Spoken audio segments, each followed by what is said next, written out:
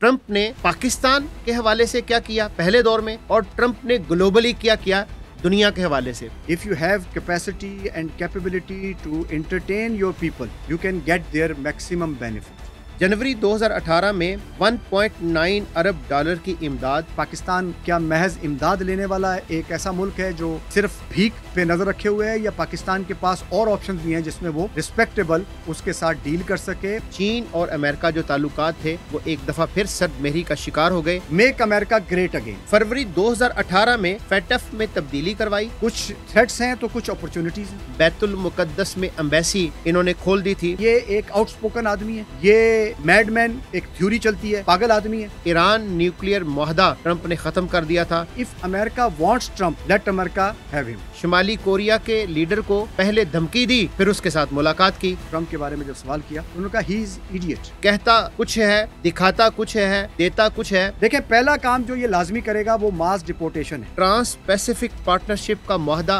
Trump ने आते ही खत्म कर दिया। अच्छा, ये एक तरह का डिलेमा है, एक तरह का ये जो हमारा पॉलिटिकल लैंडस्केप है इसके अंदर ये एक नई अप्रोच है। पाकिस्तान के रेफरेंस से और दुनिया के रेफरेंस से क्या होगा? यहाँ पर नेटो ही ने यूक्रेन को शय दी है कि वो रशिया के साथ पंगा करे। ये आदमी किसी पॉलिटिकल रेफरेंस से इलेक्शन के अंदर एंटर नहीं हुआ था। Trump had understanding of 5th और 6th ग्रेडर।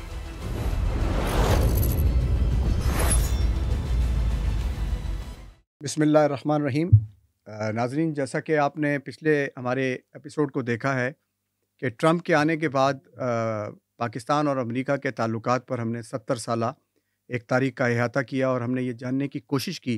कि इस पूरे अरसे में पाकिस्तान ने क्या गेन किया और क्या लूज़ किया। पाकिस्तान ने इस पॉलिसी के नतीजे में अपने मुल्क को कितना डेवलप किया और इसके नतीजे में पाकिस्तान ने कितने नुकसान उठाए।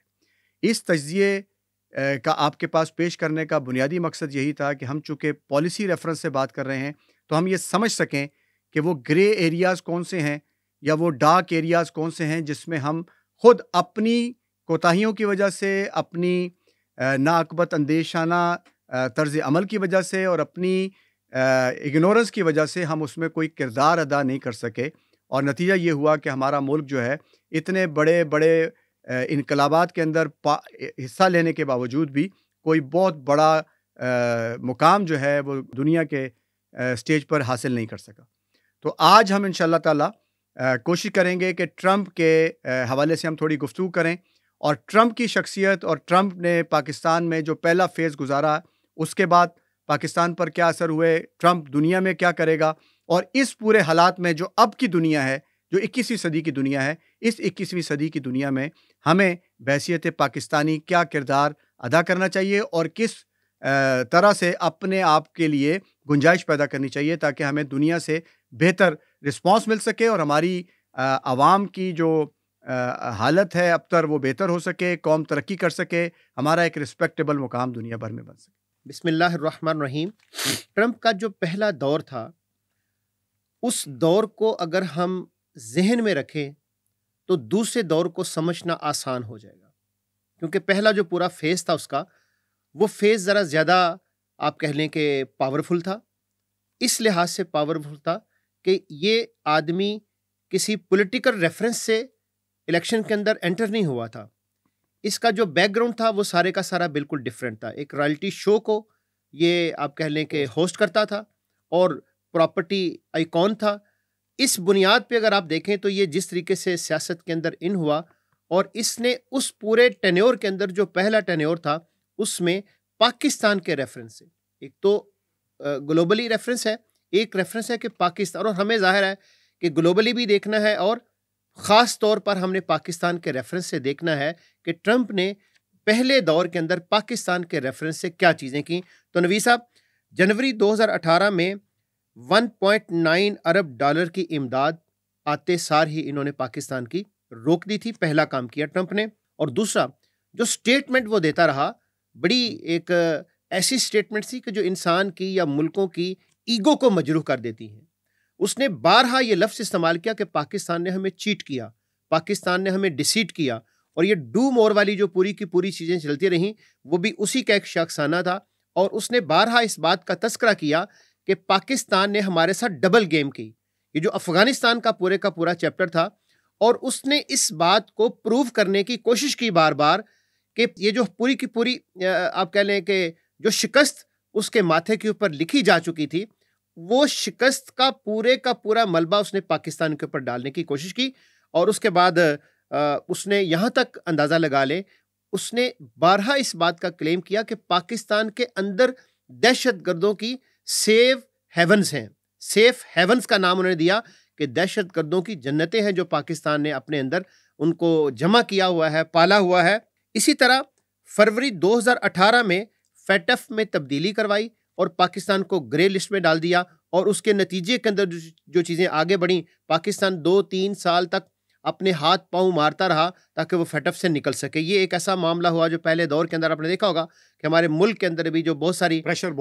بہت تھا، چیزیں رک رہی تھیں، اور یہ سارے کا سارا معاملہ ہمارے سامنے تھا. اسی طرح پھر دسمبر 2018 میں ٹرمپ نے عمران خان کو خط لکھا،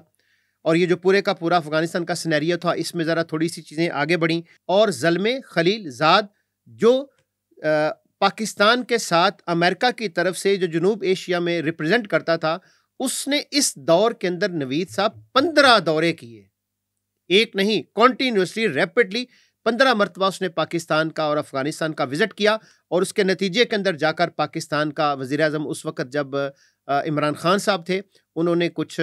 دورہ کیا وہاں کا، اور اس کے نتیجے میں کچھ جو آئس تھی وہ پگھلی، حالات نارمل اس کی طرف گئے. اور یہ وہی موقع، اور اس موقع کے اوپر بھی وہ جو میٹنگ تھی عمران خان صاحب کی، ٹرمپ نے اس موقع کے اوپر بھی کچھ چیزوں کو دہرایا جس کے اندر ڈیسیٹ اور جس کے اندر چیٹ، یہ واضح الفاظ تھے جو اس نے استعمال کیے. اس نے کہا کہ 1.3 ارب ڈالر کی امداد بے وقوفوں کی طرح ہم نے ان کو دی. مطلب ہمارے اوپر تو جو ہوا سو ہوا. اس نے کہا کہ ہم نے آنکھیں بند کر کے پاکستان کو اتنی بڑی امداد بے وقوفوں کی طرح دی. اسی طرح اس نے مسئلہ کشمیر پر ثالثی کی پیشکش بھی کی، اور اسی پریس کانفرنس کے اندر اس نے تذکرہ بھی کیا کہ یہ بات میں 1 ویک بیفور مودی سے بھی کر چکا ہوں. تو یہ سارے کا سارا ایک سینیریو ہے نوید صاحب. اور اس نے پھر تجارت کی بات بھی کی پاکستان کے ساتھ، اور لیکن بائی لیٹرلی وہ کہیں پہ سٹارٹ نہیں ہو سکی. اگر وہ سٹارٹ ہو جاتی کہ جو چیز کہیں ڈاکومنٹیشن کے اندر آج آ رہی ہے، تو جو ایڈ ہے اس کی بجائے اگر ٹریڈ شروع ہو جاتا پاکستان کا امریکہ کے ساتھ، تو شاید ہمارے ملک کی تقدیر بدلی جا سکتی تھی. تو یہ نوید صاحب ایک جستا سا جب پاکستان کے سینیریو کے اندر ٹرمپ نے جو کچھ کیا. اب اس پورے سینیریو کو آپ مد نظر رکھیں، ٹرمپ کی شخصیت کو مد نظر رکھیں، اور دوسرا ٹینیور اس کا شروع ہو چکا ہے. اب پاکستان کے ریفرنس سے اور دنیا کے ریفرنس سے کیا ہوگا، اب ہم اس پہ بات کریں گے. جی نصر اللہ بھائی، ٹرمپ کا پہلا دور تو پوری دنیا کے سامنے ہے، اور ٹرمپ ایک ایسا کریکٹر ہے اس پورے ورلڈ، یعنی گلوبل جو پولیٹیشینز اور لیڈر کا جو فورم ہے اس میں، جو انپریڈکٹیبل کہا گیا. اور یہ جو آپ نے ابھی بات کی ہے کہ اس کا کوئی بیک گراؤنڈ نہ تو پولیٹیشنز والا تھا، نہ یہ اسٹیبلشمنٹ میں کبھی اس کا کوئی رول رہا ہے. یہ جو ایک ویو چلی ہے دنیا میں نصر اللہ بھائی، جس میں سیلیبریٹی پولیٹیشین کا رائز ہوا ہے، اور یہ ایک تھوڑا سا میں اس پہ ذرا تھوڑا سا بات کرنا چاہوں گا کہ اس وقت جو گیجٹس اویلیبل ہیں دنیا بھر کے اندر، ایک فینومینا ہے کہ اگر آپ دنیا میں جس بھی کمیونٹی کو آپ ریپرزینٹ کرتے ہیں، اگر آپ اس کو انٹرٹین کر سکتے ہیں، if you have capacity and capability to entertain your people, you can get their maximum benefit. اچھا، یہ جو ویو پوری دنیا میں چلی ہے، اس کے نتیجے میں ٹرمپ جو ہے وہ پاکستان میں آیا. اس طرح اور جگہوں پر بھی آئے. پاکستان میں بھی ایک کسی طرح کا کرکٹ کھیلنے والا فاسٹ بولر جو ہے لوگوں کی پسندیدگی کی بیس پر رائز پہ آیا. جب بھی پولیٹیشن سے مقابلہ سیلیبریٹیز کے ریفرنس سے اور نان لوگوں کا ہوگا، تو یہ سیلیبریٹیز کا کہ زیادہ چانسز ہیں کہ یہ ون کر جائیں. اچھا، یہ ایک طرح کا ڈیلیما ہے، ایک طرح کا یہ جو ہمارا پولیٹیکل جو لینڈسکیپ ہے، اس کے اندر یہ ایک نئی اپروچ ہے کہ ایک بالکل انون آدمی جس کا کوئی پریویس ایکسپیرینس نہیں ہے ڈیلز کرنے کا، ٹریٹیز کرنے کا، نیشنل انٹیگریٹی کو سسٹین کرنے کا، دنیا سے نیگوسیشن کرنے کا، وہ ایک دم جو ہے نا وہ پبلک پاپولرٹی کی بیس پر سامنے آیا تھا. اچھا، ٹرمپ کے پہلے دور پر تو جو آپ نے بات کی ہے یہ ہمارا سمجھیں کہ جو پچھلا ہم نے 70 سال کا جو ابھی ڈسکشن کیا ہے یہ اس کی کنٹینیوٹی ہو گئی، یہاں پر ہم نے کلوز کر دیا، یعنی بائیڈن کے بعد ہم نے ٹرمپ کے دور کو بھی کور کر لیا۔ ٹرمپ کا جو دوسرا آنا ہے اس کو بھی نصر اللہ بھائی، چونکہ ٹرمپ پچھلی 135 سال امریکن اگر ہسٹری کو ہم دیکھیں تو اس میں یہ دوسرا آدمی ہے جو یعنی ترتیب کے ساتھ جو ایک ان کی ٹرم ہوتی ہیں، 2 کنزیکیٹو ٹرمز میں یہ پریزیڈنٹ بنتے ہیں، ایک دفعہ بنتے ہیں، پھر یہ ایک دفعہ ہار گئے اور پھر دوبارہ یہ بن کر آئے، تو اس لحاظ سے ان کی انفرادیت بہت زیادہ ہے۔ پھر چونکہ یہ خود ایک طرح کا بہت پرومیننٹ آدمی ہے، فائنینشلی بہت اسٹرانگ ہے، بلینر ہے، اور اس سوسائٹی میں شروع سے اس کا ایک بہت جو ہے نا وہ ایک اس کی فیمس یعنی اپروچ رہی ہے، مقبول رہا ہے، اور اس بیس پر جب یہ دوبارہ یعنی آیا ہے تو اس نے اس فضا کو بھی بہت یوز کیا ہے۔ اور دوسری بات یہ کہ میکاولی کی کتاب جو ہے وہ یہ کہتی ہے کہ اگر پرنس کے بارے میں، جو بادشاہ ہے، اس کے بارے میں یہ تصور ہو کہ وہ سخت آدمی ہے یا وہ کچھ بھی کر سکتا ہے تو لوگ اس سے ڈرتے ہیں، تو یہ کوشش کر رہا ہے کہ لوگ اس سے تھوڑا سا خوف کھائیں۔ اس لیے آپ نے دیکھا ہوگا کہ اس نے جو بھی بیانات دیے ہیں وہ بھی آپ کے سامنے ہیں، بیانات اس کے جو آتے رہے ہیں وہ بھی مطلب مختلف بیانات ہیں جن پہ ہم آگے بات کریں گے۔ بعض بیانات تو بہت مضحکہ خیز ہیں۔ اچھا، یہ انٹرنیشنل گلوبل آرڈر کو نہیں مانتا، یہ کسی بھی سسٹم کو نہیں مانتا، یہ ابو سسٹم اپنے آپ کو پرسیو کرتا ہے اور یہی دکھاتا ہے۔ اچھا، اس ٹرمپ کو چونکہ یہ ریپبلکن کی سائڈ کا ہے اور ریپبلکن کو بیک اپ کرتی ہے کنزرویٹیوز سارے، تو اس ٹرمپ کے اس کامیابی کے بعد امریکہ میں ایک ہیریٹیج فاؤنڈیشن نے ایک پروجیکٹ 2025 ایک ڈاکومنٹ 400-500 صفحوں سے زیادہ کا ایک ڈاکومنٹ جو ہے نا وہ پبلش کیا، اور اس ڈاکومنٹ کا مقصد یہ تھا کہ جو پوری آدرش ہیں، خواب ہیں، جو کنزرویٹیوز ہیں، کنزرویٹیوز وہ ہیں جو روایت پسند ہیں، جو امریکہ کو اون کرتے ہیں اور امریکہ کی جو یعنی آپ سمجھیں کہ ہر امریکی کی کے رائٹ کی بات کرتے ہیں، جبکہ جو لیفٹ کے لوگ ہیں، ڈیموکریٹس ہیں، وہ فائنینسرز کے پیچھے جاتے ہیں، یعنی اگر کوئی فائنینسر بڑا آ گیا ہے تو اس کی پریولیج زیادہ ہے، ایکوالٹی نہیں ہے ان کے اندر۔ تو یہ کچھ ایسی چیزیں تھیں جس کو ہائی لائٹ کر کے جو اپنا ہے بش نے اس کو ذرا زیادہ ہائی لائٹ کیا، اور امریکہ اس پورے عرصے میں جو دنیا بھر میں اس نے جنگیں لڑی ہیں، اس کے بعد امریکہ دنیا کا سب سے بڑا مقروض ملک بن گیا، امریکہ کے اندر اکانومی کی حالت گر گئی، امریکہ میں گروسریز خریدنا آسان نہیں رہا، اس میں غربت کی سطح پر بے شمار لوگ چلے گئے، گھر لوگوں کو میسر نہیں تھے، تو اس پوری کیفیت میں ایک سپر طاقت قوم کا یعنی سپر پاور قوم کے لوگوں کے جو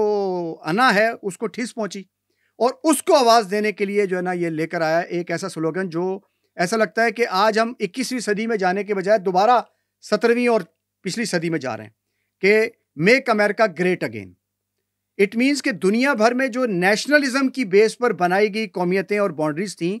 اور آج جو چیلنجز دنیا بھر کو موجود ہیں اس میں یہ ڈیمانڈ پیدا ہو رہی تھی، اور ہم اس پہ لوگوں کو ٹرین کرنے کی طرف جا رہے ہیں کہ کسی طریقے سے دنیا میں لوگوں کو یہ بتایا جائے کہ گلوبل ایشوز کو بھی اگر ایک کمیونٹی نے، ایک نیشنلٹی نے، ایک حکومت نے اگر ایڈریس نہیں کیا تو دنیا کولیپس کر سکتی ہے، جو ہمارے انٹرنیشنل ایشوز ہیں جیسے کلائمیٹ چینج کا ایشو ہے دوسرا بھائی۔ اسی طرح یہ آرٹیفیشل انٹیلیجنس کا جو ایک دریا چل رہا ہے، ہم نے پیچھے بھی بات کی تھی، یہ ہر ملک کے پاس سے گزر رہا ہے، اور اگر ہر ملک اس کو اپنے حساب سے استعمال کر گیا، اور جو اس وقت جیسے ڈیپ سیک والوں نے جو ایک میریکل پیدا کیا ہے، معجزہ یعنی ایک ہلا کے رکھ دیا دنیا کو، اگر اس طرح کوئی بھی قوم اس کو کنٹرول کر لے گی تو وہ دنیا کی تمام انسانوں کی زندگی پر ایک طرح کی غلامی مسلط کر سکتی ہے۔ ہم بہت خطرناک دور میں داخل ہو گئے ہیں، اور یہ جو نینو ٹیکنالوجی ہے یہ تو ایک طرح کا آنے والے دور میں بہت ڈینجرس ایک ایسپیکٹ ہے جو دنیا کے سامنے پیش کر رہی ہے۔ تو اس وقت ضرورت یہ ہے کہ آپ ایک گلوبل یعنی وہ پیدا کریں۔ آپ پھر اپنے امریکہ کی بنیاد پر کلوز کر رہے ہیں اور آپ کہہ رہے ہیں کہ آپ کی باؤنڈریز ہم بند کر دیں گے۔ اچھا، یہ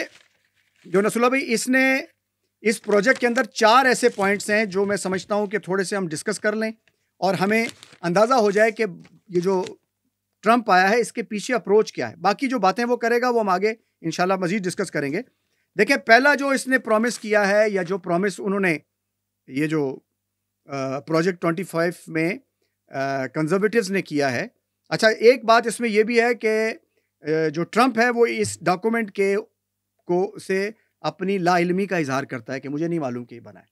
لیکن یہ اس لیے بنایا گیا ہے کہ یہ آج سے پہلے 1980 میں بھی نصر اللہ بھائی اسی طرح کا ایک ڈاکومنٹ ریگن جب پریزیڈنٹ بنا تھا اس وقت بھی امریکہ بہت ڈپریشن میں تھے اور کولڈ وار ابھی چل رہی تھی، امریکہ کو بہت سارے مطلب نقصانات ہو چکے تھے، ویتنام کی جنگ ہار چکے تھے، کولڈ وار بھی بڑے اس پہ پہنچی ہوئی تھی، اس وقت بھی اسی طرح کا ایک ڈاکومنٹ تیار کیا گیا تھا اور اس ڈاکومنٹ کی بھی 60% جو ریکمنڈیشن تھی وہ پالیسی بنی تھی، اور پھر امریکہ نے ڈونلڈ ریگن کے دور میں ایک دفعہ پھر بوسٹ لیا اور دنیا کے اندر پھر اس کی جو ہے نا ایک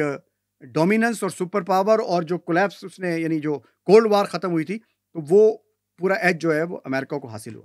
اچھا، اس میں اس نے جو پرومس کیے ہیں آپ دیکھیں کہ اس پرومس کی روشنی میں اب ہم چونکہ پالیسی ریفرنس سے بات کر رہے ہیں تو ہم امریکہ کو ڈسکارڈ نہیں کر رہے اور امریکہ کو پارٹ اینڈ پارسل نہیں سمجھ رہے، اپنا نیسیسری نہیں سمجھ رہے۔ ہم ایک الگ ملک ہیں اور ہمیں اپنے ملک کو کی پالیسیز کو بنانے کے لیے دنیا کے باقی ملکوں کے ساتھ الائن کرنے کے لیے دیکھنا ہے کہ ہم امریکہ کے ساتھ کہاں تک جا سکتے ہیں، ٹھیک ہے نا؟ پہلا پرومس جو ہے وہ اس نے کہا جی فیملی ریسٹوریشن کروں گا میں۔ جو فیملی کا ایک انسٹیٹیوشن پورے سوسائٹی میں کولیپس کر گیا ہے because of the pop culture, because of the یہ جو اپنی کنزیومرزم ہے یا جو بھی LGBT کے جو ایشوز ہیں، تو اس نے اس کو کہا کہ پہلا کام ہم یہ کریں گے کہ ہم فیملی سسٹم جو ہمارا ٹریڈیشنل فیملی سسٹم ہے اس کو ریسٹور کریں گے۔ دوسرا یہ کہ ہم ڈسمنٹل کریں گے ایڈمنسٹریٹو اسٹیٹ کو، یعنی امریکن اسٹیٹ جو ہے وہ ویلفیئر اسٹیٹ نہیں ہے، وہ ایک ایڈمنسٹریٹو، ایک انتظامی، ایک جبر کی بیس والی ایک ایڈمنسٹریشن ہے۔ اس کو ہم ڈسمنٹل کر کے ایک فرینڈلی ایک گورنمنٹ جو ہے نا وہ اس کو متعارف کرائیں گے۔ تیسرا پرومس اس نے کیا کہ ہم اپنی جو باؤنڈریز ہیں اس کی پروٹیکشن کریں گے، ہم اپنے دشمنوں کو الاؤ نہیں کریں گے کہ وہ ہمیں تنگ کریں۔ ہماری باؤنڈری، ہمارا چاروں طرف جو ہے وہ ہمارے لیے بہت امپورٹنٹ ہے۔ ہم کسی بھی گلوبل تھریٹ کو کنڈم کریں گے اور اپنی آرمی کو مضبوط کریں گے۔ یہ وہ پورا کانسیپٹ ہے کہ میک امریکہ گریٹ اگین۔ جو آخری ان کا وہ ہے کہ ہم سیکیور کریں گے گاڈ گیون انڈیویجول رائٹس کو، یعنی بہت سارے لوگ یہ شاید تصور کرتے ہیں کہ شاید یہ ایتھیسٹ پر بیس کرتی ہوئی امریکن جو ہے وہ سوسائٹی، ایسا نہیں ہے، بلکہ وہ یعنی کرسچنز ہیں، میجورٹی کنزرویٹیوز ہیں، اور وہ کیتھولکس ہیں، اور وہ ان ویلیوز کو مانتے ہیں جو حضرت عیسیٰ علیہ السلام کے ذریعے ابھی تک دنیا میں کسی بھی حالت میں موجود ہے، تو اس کو وہ مانتے ہیں۔ تو وہ انڈیویجول رائٹ وہ سب کو دیں گے۔ یہ 4 پلرز ہیں جس کی بیس پر اس نے اپنی اس نئی جو وہ ہے اس کا آغاز کیا ہے۔ اور جب ہم اس کو آگے دیکھتے ہیں کہ ٹرمپ نے کس طریقے سے اس پورے کام کو کرنے کے لیے کیا اسٹریٹجی اڈاپٹ کی ہے، کیا کہا ہے، تو پہلی جو سپیچ ہے اس میں بھی ہمیں یہ بہت ساری باتیں سمجھ میں آتی ہیں کہ ٹرمپ جو ہے وہ دنیا کو کہاں لے کے جائے گا۔ اچھا، اب ٹرمپ کا ایک امپریشن دنیا میں جو بنایا جا رہا ہے، جو ہم نے پہلے بھی کہا ہے، وہ یہ ہے کہ یہ ایک آؤٹ سپوکن آدمی ہے، یہ میڈ مین، ایک تھیوری چلتی ہے، پاگل آدمی ہے، یہ کچھ بھی کر لے گا۔ لیکن اس سب کے باوجود بھی یہ ثابت ہوا ہے کہ یہ کنسسٹنٹ آدمی نہیں ہے، یہ اگر کوئی سٹیپ لیتا ہے تو پھر واپس جاتا ہے۔ لیکن چونکہ اس کا مائنڈ سیٹ ایک بزنس مائنڈڈ ہے، تو جہاں پر اس کو فائدہ ہوگا، جس نیشن کے ساتھ اس کو فائدہ ہوگا یا جو قوم اس کے ساتھ جو ہے اس کو لگے گا کہ یہ قوم میری ضرورت ہے، اس کے ساتھ یہ الائنمنٹ بھی کرے گا، ان کے ساتھ ہاتھ بھی ملائے گا، ان کے پاس جائے گا بھی۔ تو یہ پاکستان کے پالیسی میکرز کے لیے بھی ایک اس میں اپرچونٹی ہے کہ ہم بھی اپنی قیمت اس سینس میں لگائیں کہ ہم ایک رسپیکٹیبل وے میں امریکہ کے ساتھ اپنے تعلقات کو بحال کریں اور بہتر طور پہ بحال کریں۔ پھر یہ کہ پاکستان کی امریکہ کے ساتھ ایک بڑی ٹریڈ ہے جو ہوتی ہے، 6 بلین کی ٹریڈ ہے جو پاکستان اور امریکہ کے درمیان ہوتی ہے، جس کے بارے میں پچھلے دور میں اس نے کہا بھی تھا کہ ہم اس کو 10 سے 20% اضافہ کریں گے۔ اگر اس ٹریڈ پہ ہم تھوڑا فوکس کریں، اس میں مشینریز ہیں، اس میں ہمارے جو فوڈ آئٹمز ہیں وہ ان کی امپورٹ ایکسپورٹ ہے، اگر اس کو ہم تھوڑا سا الائن کریں تو ایک بہت بڑا کردار ہم ادا کر سکتے ہیں اس ریفرنس سے۔ دوسری بات یہ ہے کہ امریکہ کے اندر یہ مواقع موجود ہیں کہ ہم امریکہ کو اپنے ساتھ انگیج کریں مختلف معاملات کے اندر، اور امریکہ کی ٹیکنالوجی سے فائدہ اٹھا سکیں، اپنے نوجوانوں کو ٹرین کرنے میں ہم اس سے فائدہ اٹھا سکتے ہیں۔ تو جو وہ ون سائیڈڈ، جس طرح آپ نے کہا کہ ایڈ نہیں بلکہ ٹریڈ کا دور ہمیں کرنا چاہیے، تو اگر ہم اس پہ فوکس کریں تو یہ ایک ایسی پرسنالٹی ہے جس کے ہوتے ہوئے یہ زیادہ چانسز ہیں کہ اگر اچھی پلاننگ کر کے، اچھا یعنی پالیسی بنا کر اگر ہم ان ایشوز کو جو گلوبل اس وقت ہیں ان کو ایڈریس کریں تو اس میں ہم اپنے لیے بہت بڑی اسپیس نکال سکتے ہیں. کوئی خطرے کی بات نہیں ہے. جی منیر صاحب، کچھ چیزیں تو وہ ہیں جو ود ان امریکہ نے اپنے ملک کے اندر کی، اور کچھ وہ اقدامات تھے جو ڈونلڈ ٹرمپ نے اپنے پہلے دور میں گلوبلی دنیا کے اندر کی. تو میں چند ایک اہم، ویسے تو یہ ایک لمبی فہرست ہے، لیکن وہ چیزیں کہ جن کا امپیکٹ زیادہ تھا، وہ ڈیسیژنز کہ جن ڈیسیژنز کے نتیجے کے اندر، جن فیصلوں کے نتیجے کے اندر لوگ دنیا کے متاثر ہوئے، میں چند ان کی طرف اشارہ کرتا ہوں. اس سے ایک پکچر جو ہے وہ ہمارے سامنے آ جائے گی کہ with in America and out of America Americans کے لیے کیا کسی نے کیا ہے، اور جو باقی دنیا ہے، جو دنیا کا سربراہ کہلاتا ہے، ورلڈ آرڈر آپ کہہ لیں کہ جو بنا کے دنیا کو ڈیل کرتے ہیں، اس کے مطابق انہوں نے کیا کیا. نوید صاحب، ٹرانس پیسیفک پارٹنرشپ کا معاہدہ ٹرمپ نے آتے ہی ختم کر دیا. نیٹو ممبران کو ایک بلاک اور سیکیورٹی کے لیے بجٹ کا ایک مناسب حصہ مختص کرنے کا کہا. اسی طرح چین کی $205 ارب کی ایکسپورٹ پر ٹیرف انہوں نے بڑھا دیا، جس کا نتیجہ یہ نکلا کہ چین اور امریکہ جو تعلقات تھے وہ ایک دفعہ پھر سرد مہری کا شکار ہو گئے. ایران نیوکلیئر معاہدہ ٹرمپ نے ختم کر دیا تھا. بیت المقدس میں امبیسی انہوں نے کھول دی تھی. شمالی کوریا کے لیڈر کو پہلے دھمکی دی، پھر اس کے ساتھ ملاقات کی. تو یہ جو پرسنالٹی کا جائزہ ہم لے رہے ہیں کہ کہتا کچھ ہے، دکھاتا کچھ ہے، کہتا کچھ ہے، دیتا کچھ ہے، دھمکی لگاتا ہے، تھوڑا سا آپ بھی آگے سے پاؤں مارتے تیری ایسی دی تیسی، تو پھر آپ نے دیکھا ہوگا کہ یہ ہے بنیادی طور پہ پھر بیک چلا جاتا ہے. تو شمالی کوریا کے لیڈر کی دعوت پر سنگاپور میں ملاقات بھی کی. اقوام متحدہ ہیومن رائٹس کونسل کو اس نے چھوڑ دیا تھا اور دوبارہ تھوڑے عرصے کے بعد اس کو ری جوائن کر لیا تھا. افغانستان میں امریکن فوجی جو تھے ان کی تعداد میں نمایاں کمی کی تھی، اور اس بات کا اظہار اس نے اپنی کمپین کے اندر بھی کیا تھا. شام امریکہ میں سیاسی پناہ کے قوانین کو اس نے سخت کیا تھا، اور جو امیگرینٹس ہیں اس کے حوالے سے پہلے بھی جو اس کی پالیسی تھی اور اب بھی اس وقت امریکہ کے اندر امیگرینٹس کے حوالے سے جو پالیسی ہے، اس وقت بھی اس نے کچھ اقدامات کیے تھے اور اب بھی اس نے اسی طرح کے کچھ اقدامات کیے ہیں. اس کا نتیجہ یہ نکلا کہ پچھلے 40 سال کے اندر جو مائیگرنٹس ہیں اس میں ان کی تعداد میں ریکارڈ کمی ہوئی اس کے پچھلے 4 سالہ دور کے اندر. اسی طرح کلائمیٹ اقدامات پر جو عالمی اتحاد پیرس معاہدہ تھا وہ اس نے ختم کر دیا. اسی طرح ایرانی کمانڈر قاسم سلیمانی کو ڈرون حملے کے نتیجے میں شہید کیا تھا، اور اس کا امپیکٹ گلوبلی پوری دنیا کے اوپر ہوا، اور ایران اور امریکہ کے جو تعلقات تھے وہ ایک نئی کشیدگی کے اندر اس مرحلے کے اوپر دوبارہ داخل ہو گئے. اسی طرح کلائمیٹ کے اوپر جو معاہدہ ہوا، اور اسی طرح اس دفعہ بھی آپ نے دیکھا ہوگا نوید صاحب کہ کلائمیٹ کے اوپر جب بات آتی ہے تو پوری دنیا کلائمیٹ کی چینج سے متاثر ہو رہی ہے، اس کے اوپر بات ہو رہی ہے. لیکن آپ نے دیکھا ہوگا کہ پچھلی دفعہ بھی اور اس دفعہ بھی کلائمیٹ کے اوپر بات کرتے ہوئے ٹرمپ صاحب بالکل سائلنٹلی گزر جاتے ہیں. اس ایشو کو وہ ایڈریس ہی نہیں کرتے، وہ یہ سمجھتے ہیں کہ یہ دنیا کا ایشو ہی نہیں ہے، نان ایشو کہتے ہیں. حالانکہ ہم نے جو 2024 کیسا گزرا اس کے اندر جب ہم نے جائزہ لیا تو پچھلے 10 سالوں میں نوید صاحب اتنے لوگ کورونا سے، وبا سے نہیں مارے گئے تھے جتنے لوگ موسمیاتی تبدیلیوں کی زد کے اندر آئے اور لوگ مارے گئے. اس کی وجہ یہ ہے کہ بالخصوص تیسری دنیا جو ہے نوید صاحب، وہاں پہ جو کلائمیٹ جو چینج ہے ان کے پاس انفراسٹرکچر اس لیول کا نہیں ہوتا. اس وجہ سے یہ جو کلیمٹیز آتی ہیں، بارشیں ہیں، یہ جو موسمیاتی تبدیلیاں ہیں، یہ بہت بری طرح سے ان ممالک کو ڈیمیج کرتی ہیں، اور اس کا نتیجہ یہ نکلتا ہے کہ وہ ممالک بری طرح سے اس سے متاثر ہوتے ہیں. تو یہ کچھ چند چیدہ چیزیں ہیں کہ ٹرمپ نے پاکستان کے حوالے سے کیا کیا پہلے دور میں، اور ٹرمپ نے گلوبلی کیا دنیا کے حوالے سے. ان دونوں آسپیکٹس کو مد نظر رکھیں کہ پاکستان کے ریفرنس سے آپ کو اس میں سے کوئی ایسی چیز نظر نہیں آئے گی کہ جو پاکستان کے پالیسی بنانے والوں کو نظر نہ آ رہی ہو، بلکہ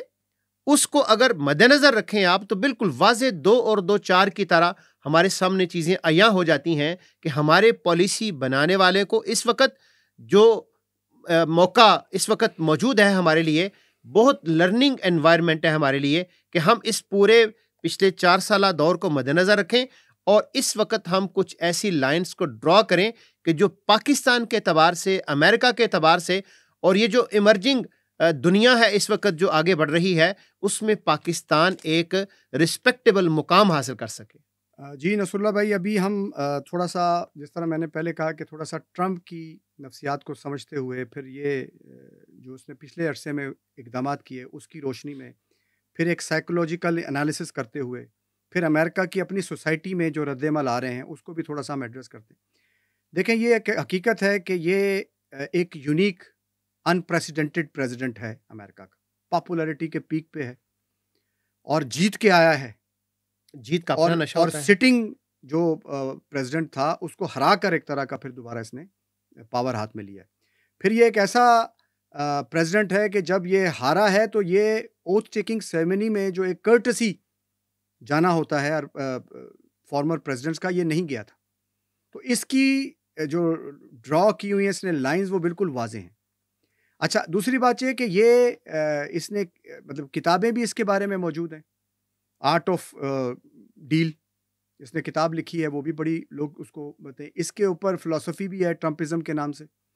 پھر ٹرمپ جو ہے وہ سوسائٹی کے اندر چونکہ بلینر ہونے کی وجہ سے ڈومینیٹنگ بھی اس کی ایک فگر ہے، سیلیبریٹی ہم نے پہلے کہا ہے، لیکن اس کے باوجود بھی امریکن سوسائٹی میں جو رسپانسز آ رہے ہیں وہ بڑے،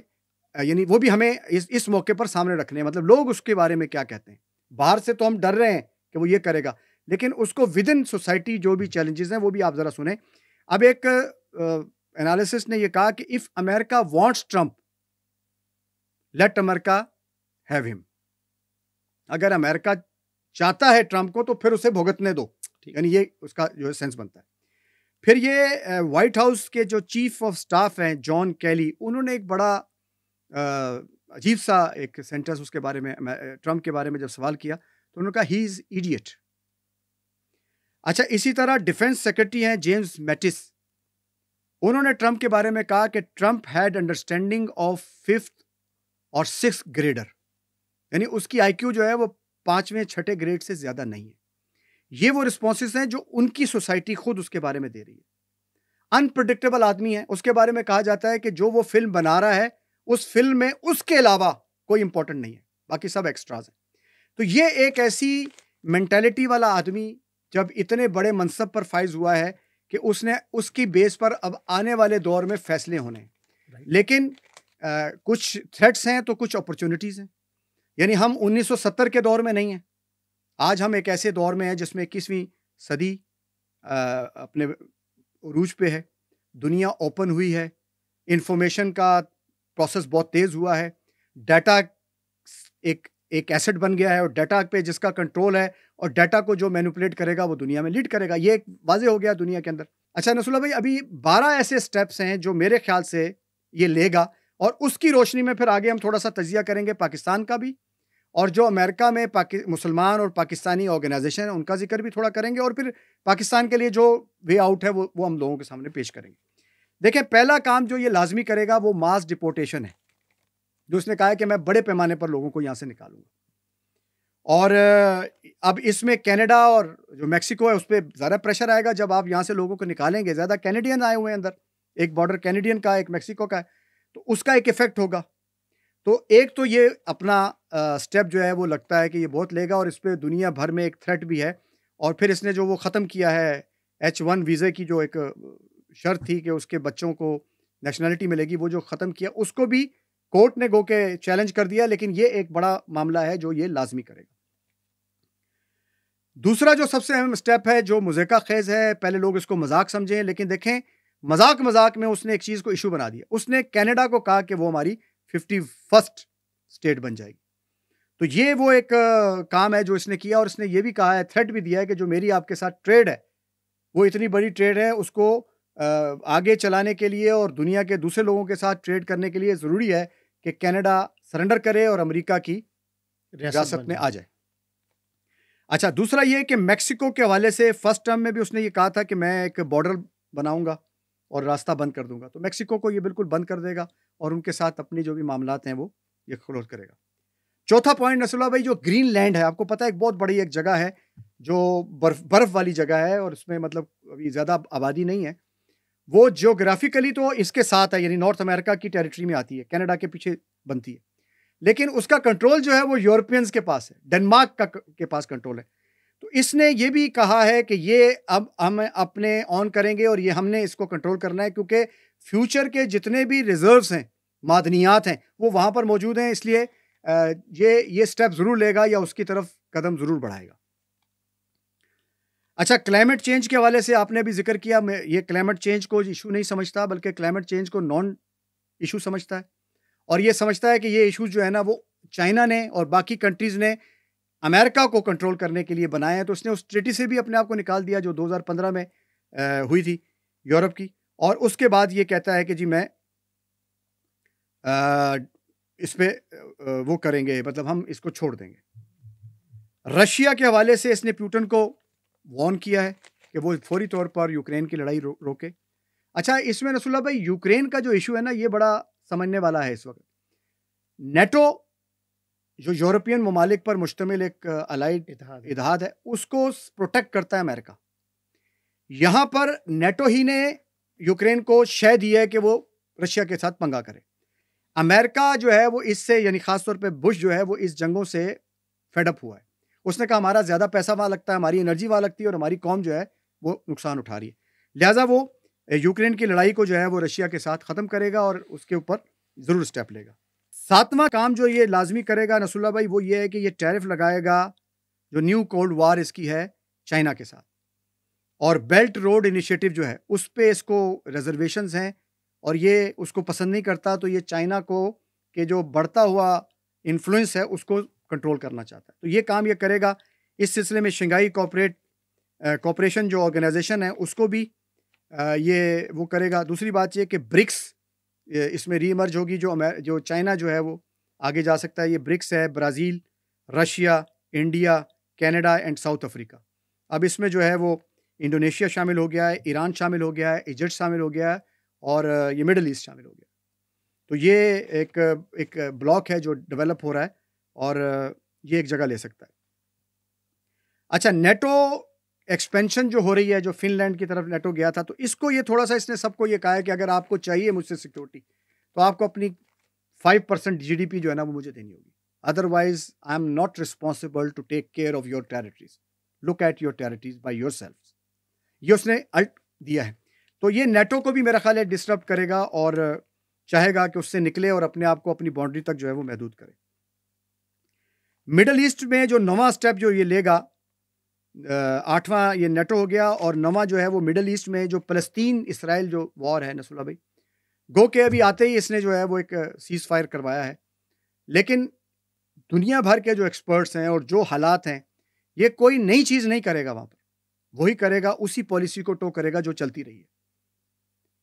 ابراہیم اکارڈ جو اس نے کروایا تھا، اب اس کے حالات بھی دنیا کے سامنے نہیں ہیں. بہت بڑا اس میں خلیج ہائر ہو گئی ہے، بہت بڑا ماس جو ہے وہ کلنگ ہو چکی ہے. یہ جو حماس کی اتنی بڑی پچھلے 1.5 سال سے جو بمبارڈمنٹ ہوئی ہے، تو اب اس کا بھی کوئی چانس نہیں ہے. لیکن یہ کوشش کرے گا کہ اس پیس کے معاملے کو کسی طرح کیسے اس کا مائلیج لے اور اس کو اپنی طرف لے جا سکے کہ میں نے یہ اب کریڈٹ اس کا لے جائے. اچھا، ایران پہ سینکشن کو امپوز کرے گا، لازمی طور پہ کرے گا. اور جو رشیا کے ساتھ ایران نے اپنا 20 سال کا آپ کو پتہ نا ایک معاہدہ کیا ہے سیکورٹی کا، تو یہ اس لحاظ سے ایران کو مزید دبائے گا تاکہ ایران پر پابندیاں رہیں اور ایران جو ہے وہ تھریٹ نہ بن سکے اسرائیل کے لیے. 11واں یہ ہے کہ یہ یمن میں جو ایک چھوٹا سا ایریا ہے جس کے ایک طرف ہوتیز بیٹھے ہیں، یہ ان کو سنپ کرنے کے لیے بھی اقدامات کرے گا اور اس کو یہ پسند نہیں کرے گا. تو یہ کوئی نہ کوئی راستہ ایسا نکالے گا کہ ان کو کنٹرول کیا جا سکے. اور 12ویں چیز یہ ہے کہ اس نے سعودیہ کے ساتھ جو سعودین کنگ کو یہ کہا ہے کہ آپ 600 بلین کی انویسٹمنٹ کریں. تو یہ ان کی انویسٹمنٹ زیادہ چاہتا ہے. انہوں نے 600 بلین کا کیا ہے، وہ کیا ہوگی کیسے ہوگی ابھی نہیں پتہ. لیکن یہ دنیا کے وہ بڑے بڑے میجر 12 پوائنٹس ہیں جن کی روشنی میں ہم یہ دیکھ سکتے ہیں کہ پاکستان کو as a independent, as a sovereign, as a respectable country اس میں کس جگہ پر پلیس ہونا ہے اور کیا آگے فیوچر میں اقدام اٹھانے ہیں. اچھا نصر اللہ بھائی، اب یہ جو امریکہ کے 12 سٹیپس ہیں جو ابھی ہم نے آپ کے سامنے رکھے ہیں، اب میں چاہوں گا کہ تھوڑا سا امریکہ میں جو پاکستانی ہیں ان کی تھوڑی سی فگر سامنے آ جائیں، ان کی پوزیشن سامنے آ جائے، اور پاکستان کا جو ایک بائی لیٹرل ریلیشن ہے امریکہ کے ساتھ، اس کو بھی تھوڑے اس کے گیجٹس بھی ہم نمایاں کریں، اور ہم یہ جان سکیں کہ پاکستان کیا محض امداد لینے والا ایک ایسا ملک ہے جو صرف بھیک پہ نظر رکھے ہوئے ہے، یا پاکستان کے پاس اور آپشنز بھی ہیں جس میں وہ رسپیکٹیبل اس کے ساتھ ڈیل کر سکے، اس کے ساتھ معاہدے کر سکے، اس کو اس کی ضرورتیں پوری کر سکے، یا اس سے اپنی ضرورتیں پوری کرا سکے۔ امریکہ میں جو پاکستانی ہیں نویس صاحب، ان کی تعداد 6.5 لاکھ سے زائد ہے، جس میں ڈاکٹرز، انجینئرز اور کاروباری طبقہ زیادہ شامل ہے، لیبر کی بھی ایک بڑی تعداد اس میں شامل ہے۔ ایک رپورٹ کے مطابق امریکہ میں پاکستانی تیزی سے ایمرجنگ جو گروپس ہیں، جو تیزی سے ایمرج ہو رہے ہیں یا ایک اچھا رول پلے کر رہے ہیں، پاکستان اس میں سیکنڈ نمبر کے اوپر ہے۔ اس وقت پاکستان کی امریکہ کو سالانہ ایکسپورٹس کی جو تعداد ہے وہ 6.3 ارب ڈالر سے زیادہ ہے۔ ناظرین، جیسا کہ آپ نے دیکھا کہ ہم نے آپ کے سامنے امریکہ پاکستان تعلقات کے 70 سالہ گرم سرد ادوار کا ذکر کیا، اور آپ کے سامنے ہم نے یہ پیش کیا کہ پاکستان کن ادوار میں پاکستان کے ساتھ کیا معاملات آئے، اور پاکستان کے پاس کیا کیا آپشنز تھے، اور پاکستان اس سے کیسے فائدہ اٹھا سکتا تھا، پاکستان نے اٹھایا یا نہیں اٹھایا، اس کا فیصلہ آپ کریں گے۔ دوسرا جو ہم نے ایپیسوڈ کیا ہے اس میں ہم نے ٹرمپ کی پرسنالٹی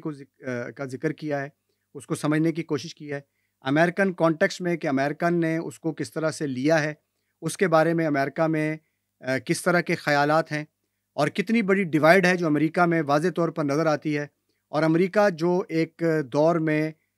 گلوبل ڈومیننس کی طرف دیوانہ وار بھاگ رہا تھا، وہ امریکہ اب اپنی چار دیواری کے اندر قید ہوتا چلا جا رہا ہے۔ ایک ایسے دور میں، ایسے حالات میں، اور جتنے بڑے بڑے اقدامات اس وقت ٹرمپ نے دنیا کو بتائے ہیں، اس میں تھریٹس موجود ہیں، لیکن اس میں کچھ اپرچونٹیز بھی ہیں۔ مثلا میں یہ سمجھتا ہوں کہ اس موقع پر یہ بات ضرور کی جائے کہ جو چائنا کے اوپر ٹیرف کی پابندی لگائے گا، تو اس میں پاکستان کے لیے بہت بڑا چانس ہے کہ پاکستان اگر چائنا کے ساتھ ایسے ایگریمنٹس کر سکیں، پاکستانی کمپنیز، پاکستانی گورنمنٹ، تو ہم اس کا بہت بڑا فائدہ اٹھا سکتے ہیں۔ ہم اسی پروڈکٹ کو امریکہ بھیج سکتے ہیں، کیونکہ ٹیرف کی بندش ہمارے اوپر نہیں ہوگی، اور اس سے ہم بڑا ریونیو کما سکتے ہیں۔ اور دوسری بات یہ کہ یہ ایک ایسا موقع ہوگا جس میں ٹیکنالوجی شفٹ کرنے میں بھی ہمیں فائدہ ہو سکے گا۔ تو پاکستان کے پالیسی میکرز کو، پاکستان کی پولیٹیکل پارٹیز کو، پاکستان کے جو سٹیک ہولڈرز ہیں، انہیں اس ٹرمپ کے آنے کو اگنور نہیں کرنا چاہیے، لیکن اس سے ڈرنا بھی نہیں چاہیے۔ ہمارے پاس دونوں طرح کی اپرچونٹیز موجود ہیں، اور دنیا اس وقت جس طرح سے ایکسپینشن کی طرف جا رہی ہے، اس ایکسپینشن ہوتے ہوئے دور میں آپ کے پاس جگہ اور چانس موجود ہوتا ہے کہ آپ دنیا کے کس سٹیج پر اپنے آپ کو پلیس کرنا چاہتے ہیں۔ تو پاکستان جیوگرافیکلی بھی دنیا میں ایک امپورٹنٹ مقام رکھتا ہے، چاروں طرف سے دنیا پاکستان کے جو اس کی جیوگرافیکل